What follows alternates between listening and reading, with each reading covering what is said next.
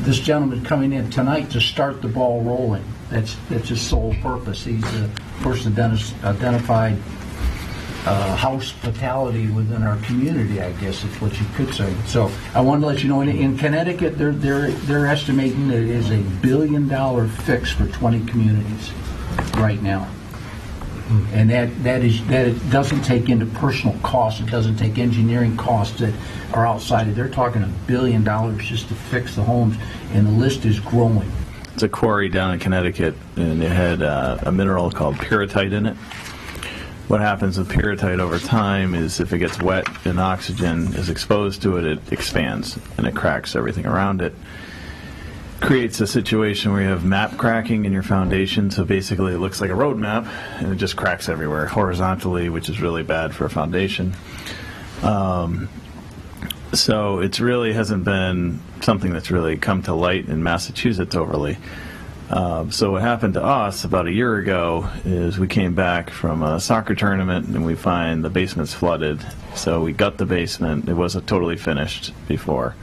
And when we took down the walls, we noticed that there was a stretch of wall that was just falling apart, crumbling.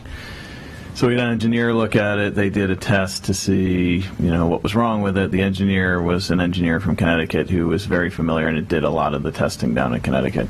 So he thought it might be that issue, but he thought it was kind of strange that it would be in Longmeadow. So he tested it, and it turns out that we do have that issue. It's 25% pyrrhotite, which is, not good. I assume it's going to become a big problem because every time you sell your house, if it's after 1983, or you have an addition after 1983, you run into a situation where now, knowing what I know, I'd never buy a house until I got it tested because the insurance doesn't cover it. So if you bought one, you could end up with this situation we're in. It takes 10 to 20 years for this to show. Yes. It's a slow process. That's what's killing everybody. The guy said it was a slow motion disaster. Is what he said it was. And Connecticut right now is entertaining trying to turn this into a FEMA incident. They're building data. When you see the report and go online and look at some of the websites, you'll be amazed what they've accumulated. They're trying to elevate this up to a federal level that that it is a disaster for the state of Connecticut. And if they can never get FEMA approval, and they need mass. They need us.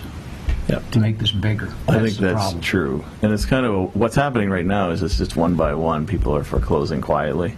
Yeah. That's not a good situation because it just means, one, it's not good for people personally, and two, it's a problem for the town you live in because that kills property values when you do that.